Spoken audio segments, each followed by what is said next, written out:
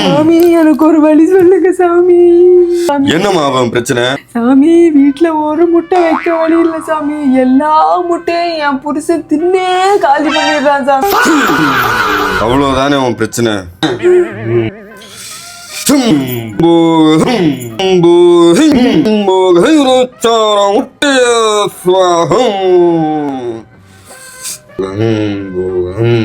இந்த முட்டைய அவன் புருஷனோட தலகாணிக்கு அடியில ஒரு நைட்டு வச்சுட்டு தூக்கி வெளியே போட்டுரு.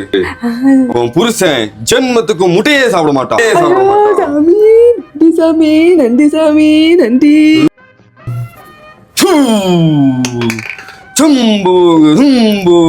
Approximately 10 hours later. போனா